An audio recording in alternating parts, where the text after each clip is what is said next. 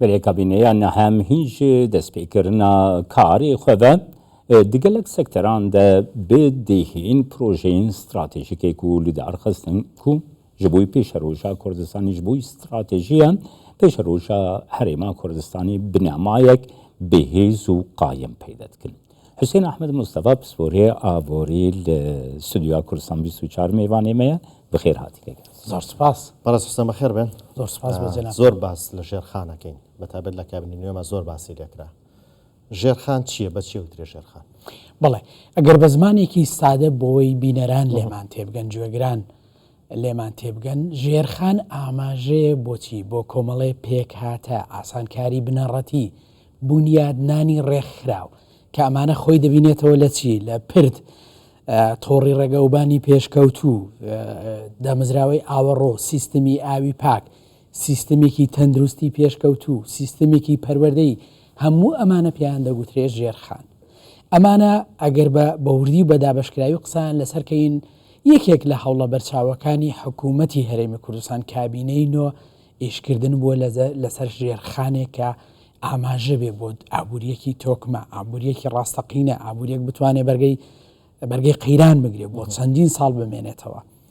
لە چیوە دەستی پێ کردووە لە سەرچاوەکە ئیدارەدانی سەرچاوەیەکی عەقڵانی بۆ ئاو بۆ دروستکردنی پۆند بۆ دروستکردنی بەنداو بۆ استراتیژێکە گلدانەوەی ئاو لە خۆ بگرێ ئەمانە چ دەکەن بابزانی گرنگەکان یا کاریگەریان چۆندا باش دەبێت کاتێک کە تۆ ئاو گل دەدەیەوە سامانێکی سروشتی دەست پێوە دەگری ئاوی ژێرزەوی کواڵەتیەکەی باشتر دەبێ کشت و کاڵ لەم ناوچەیە کواڵەتیەکەی باش دەبێ دەرفەتی هەلی کار دەڕەخسێنێ و لە هەمووشی گرنگتر ناوچەیەکی گەشتیاری سەرنجڕاکێش بوونیات دەنێ سەرەڕای سامانی ماسی و بۆ بەکارهێنانەوەی بۆ کشت و کاڵەمانە ینی بە کورتی گلدانەوەی ئاو سەیری نەکەین نەخەیر کاریگەریەکەی چییە بژێوی ژیانە کواڵەتی باشترکردنی کواڵەتی ژیانە خۆ بژێویە ینی ئەوەی کە پێی دەگوتێ ئاسایشی خۆراکە پەیوەستە بە ئاسایشی نەتەوەیە بینە سەر بەشێکی کە ئەوەی کە ژێرخانێکی تۆکمەیە ئابووری بەهێز دەکە ئەویش ڕێگاوبان و پردەکانن تۆ تەماشاکە ئەوەی کە لە کابینەی نوێمی حکوومەتی هەرێمی کوردستان دەستی پێکرا و بە کەوتە سەرسکەی خۆی و لێکەوتەکەی دیارن تۆڕێکی ڕێگەوبانی پێشکەوتویە فڕۆکەخانەی نێودەوڵەتی ئازبەرزە پرد و بەرزە پرد و ئاسانکاری تۆڕێکی ڕێگەوبانە کە دەتوانین بڵین سەردەمیانەیە یان شان لە شانی لە هەنێ حاڵەتدا لە وڵاتانی دراوسێش پێشکەوتوتە ئەمانە چ دەکەن ئەمانە بەستراونەوە بە هەموو کەرتەکانی ژیان بێنە بەرچاوی خۆت بۆ نمونە ئەم تۆڕانە چەندین گوند بە مەرکەزی پارێزگاکانەوە بە هاوردەکردنی ئەو بەرهەمانە گەیاندنی بە بازاڕەکانی کە دەستە بەردەکەن ئەو کاتە چالاکی بازرگانی دەبژێتەوە کردی کشت و کاڵ دەبژێتەوە کار و کەسابەتی بە زمانە سادەکەی کۆمەلگا خەڵکەکە دەبژێتەوە ئەمانە هەنگاوی زۆر گرنگن بڕاستی سپاسیاتت کمژبەرک و ینی وارەی ژێرخانە و ژێرخانەیەن جودایی gelek giring ji bo ژێرخانەya welatekî çend giringin te anî ziman warê perwerde de mesela hikûmeta Herêma Kurdistanê çi ئەمە پرسیارە جدیەکەیە خۆشبەختانە ئێمە لە کوردستان سەرۆکوەزیرانێکمان هەیە زۆر ڕاشکا و دەست لەسەر کێشەکاندا دەنێ ینی بە زمانێکی ڕاستگۆیانە لەگەڵ گەلەکەی خۆی دەدوێ لەو چەند ڕۆژە کە بەردی بناغی کۆمەڵی پرۆژە باسی ئەوە کراکە کردی پەروەردە دەبێ گۆڕانێکی نەوعی بەخۆ ببینێ بەداخەوە ژێرخانی پەروەردەی وەکو پێویستنیە لە هەرێمی کوردستان یەکێکە لەو استراتیژیانەی کە سەرۆکوەزیران کاری بۆ دەکا ئەویش پەروەردەیەکی سەردەمیانە کاتێ باسی ژێرخانی پەروەردەیی دەکەین ئێمە لە بیرمان نەچێ ئەبێ بینای شایستەمانە بێ کە تێیدا بخوێنەرێت دەبێت پێداویستیەکان کە لە سەرەتاوە گوتمان پرسیاری بەڕێستان ئەوە بوو کە ژێرخان ئاماژەیە بۆچێ ژێرخان ئاماژەیە بە کۆمەڵێک ئاسانکاری پێکاتەی مادی ڕێخستن ینی ئێمە بەداخەوە هەتا سەرۆکوەزیران باسیەوەی کرد کە ئەو نەخۆشخانەی کە بۆشارخوازانی شێرپەنجەی لێ دەکرێت ئاماژەی بۆ کرد کردی تەندروستیشمان ئەم ژێرخانە پتەوەی نییە مەبەست بۆ نیەتی پرسیارە گەورەکە ئەوەیە لە ماوەکانی ڕابردوودا بەداخەوە لە هەرێمی کوردستان دوو ئاراستەی بیرکردنەوە هەبووە لە کابینەکانی پێشتریش ئەمە واقعێک دروستی کردووە کە دیدی حیزبەکان جیاواز بووە ئاراستەیەک پێی وابووە کە ڕاستەوە خۆ پارە بدەینە خەڵک لەمان ڕازی دەبێ و بە حیزبەکەی منەوە گرێ دەبێت چاوی لە من دەبێ و هەردەم بەهێز دەبم ئاراستەیەکی کە نەخیر کۆمەڵگەیەک دروست بکەم ئەو کۆمەڵگەیە لەسەر پێی خۆی بوەستێ بەداخەوە تا ئاستێکی زۆر ئەو بۆچوونەی کە پێی وابوو ئێمە پەرە بە ژێرخاندەین وڵاتەکە بوو بەژینەوە سەرکەوتو نەبوو لە بەرامبەردا ئەوانی کە وتیان پارە ببەشینەوە هەر بۆیە باری حکوومەتی هەرێمی کوردستان زۆر گران بوو ئەزانن ینی تۆ تەماشاکە ئەو شوێنانی کە بۆ موچە و پارە دەسێتە بیرفانی خەڵکەوە و بەرهێنانی ڕاستەقینە پێشکەوتنی ڕاستەقینە بوونی نییە خەڵکیش سوپاس گوزار نییە بەس بە پێچەوانە ئەو شوێنانی کە پارە لە ژێرخان سەرف دەکرێت خۆشبژێوی ئابووری ناوچەکە بەهێزترە بێمە سەر ئەسڵی پرسیارەکە ئەوەندەی پارە بۆ موچە و خەرجی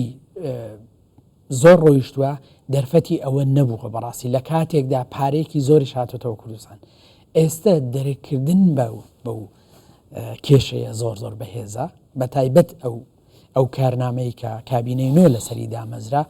خۆشببختانە ئەو معادلەی گۆڕیوە سەر ڕای دروستکردنی ئەو قەیرانە یەک لە دوای یەکە و ئەو بربەستە ناوخۆیانە بۆی ئەو کابینە بوەستێنن بەڵام هەنگاوەکان جێگەی دڵخۆشین جێگەی ئەوەن دوور لە چاولێکردن لە ڕوانگەی حیزبیەوە وەکو خۆیان هەڵیان بسەنگێنین شیان بکەینەوە توێژینەوە لەسەر ئەنجام بدەین تۆ تەماشا یەک خاڵێکی کە زۆر گرنگە ئەویش زێرخانی دیجیتاڵە کە کارنامەی ئەو حکوومەتە بوو کوواڵەتی خزمەتگوزاری زۆر باش دەکا یعنی شەرمە تو خزمەتگوزاری گشتی لە دام و دەستگاکانی حکوومەت پێشکەشکەی لەو پەنجەرەوە بڕۆقاتی ئەوەندە ئەمە نەماوە یعنی تۆ بڕۆ بەڕێوبەتی هاتچۆی هەولێر بە جوانترین شێوە لە ماوەی هەنێک جار کەمتر لە 2 سعات تۆ ئیجازەیەکی سایقی بە کوواڵەتێکی بەرز ڕۆژی پێچوو بەڵێ دا جار دەچوویە پەنجەرەی ئەوە وەرە خوارەوە زۆر خزمەتگوزاری هەن کە تو تیکتێک وەردەگری وەکو وڵاتانی پێشکەوتو دائنیشی ژمارەی تیکتێکت لە شاشەیەکی گەورەی دیجیتاڵی و خزمەتگوزاریەکان پێشکەش دەکرێن لە هەمان کاتدا تۆ ئەو هینە وەردەگریتەوە ئەو ژێرخانەی کە ئێستا بنیادەنرێ ئەبێت چاومان لەوە بێ خێرا دەرەنجامەکانی دەرکەون یان نەخێر ژێرخان هەندێک جار پێویستی بەوەی ڕەنگە 4 ساڵی پێ بچێت تا دەرەنجامەکەی دەرەکەوێت چەند گرنگ و پێویست بوو ئەم پرسیارەتم بەلاوە زۆر خۆشە کابینەکانی داهاتوو کابینەی 10 و 11 و 12 بەرهەمی ئەم کابینەیە ئەخۆن ئەم ینی پرۆژەی استراتیژی خەسڵەتی وایە پرۆژەی ژێرخانی خەسڵەتی وایە کاریگەریەکانی لە چەند ساڵێک دەرناکەوێت بەڵکو لەوانەیە لە 10 ساڵیکە 15 ساڵیکە بۆ 20 ساڵیکە بە ئاسانی دەرکەون ئەو هەنگاوانەی کە لە کابینەی نۆنراوە ئەگەر لە 8 و 7 و پێشتر نرابان کە لە 20 ساڵی ڕابردوو نرابان بارودۆخ لە هەرێمی کوردستان زۆر جیاواز دەبوو بەڵام هێشتا ئێمە بێئومێد نین ینی بەگەشتبینیەوە تەماشا دەکەین ئەوەی کابینەوەنی نۆ کردوێتی ئەتوانین بڵێن شانازی بکەین هەوڵاتی خۆمان شانازی بکە بڵێ بۆ فەرمانگەیەکی میری بۆ حکوومەت چوم خزمەتگوزارێتی یەکم بەو کوواڵەتیە بەرزە پێگەیشت دەتوانین بڵێن کوواڵەتی ژیان بە شێوە گشتیەکە باشتر دەبێت ئەگەر تۆ ئاوێکی پاکی خواردنەوەت گەیشتە ماڵەکان ئەگەر تۆ تۆڕێکی ڕێگەوبانی سەلامەتت هەبوو ینی ئەمە ئێستا لە هەولێرین من خۆم باگراوندم پشدەریم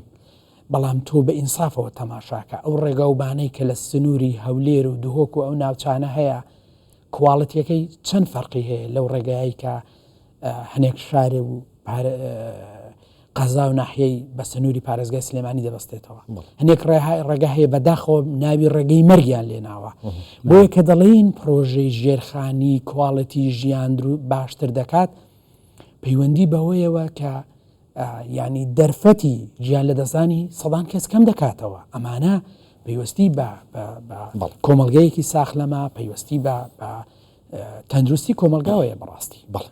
بەڵێ بەڕێز حوسێن ئەحمەد مستەفا پسپۆڕ یابووری لە ستودیۆ ئامادەبوون زۆر سپاس بۆ بۆ جەنابتان هیوادارم توێژەران خەڵکی ڕووناکبیر بە ئینسافەوە هەنگاوەکانی حکوومەت هەڵبزەنگێنن دوور لە ئەو بیرکردنەوە تەسکە حیزبی و بشزانن چێ خزمەتکاری و چێش بەڕاستی خزمەت بە وڵاتەکەی خۆی دەکات و دیدگەی استراتیژی هەیە. هەرچەندە لە کاتەکە دەرچووم کێشە ئەوە نییە تۆ چەندە سەرمات لە دەردا، تۆ چەندە پرۆژەی استراتیژیت هەیە، تۆ چەندە تێڕوانینی استراتیژیت بۆ ئایدەی میلەتەکەت هەیە و چەندە جەسارەتت لە بڕیاردان هەیە. چکە ئیدارە من بەشێکی پسپۆڕێکم بەڕێوەبردننی استراتیژیە. ئیداریانی جەسارەت چ لە بەرژەوەندی میلەتەکەتە بڕیاری لە دەو جێبەجێ هیوای سەرکەوتن بۆ حکوومەت هێرێم و سەرۆک وەزیران. سپاس بۆ خێرات. سپاس.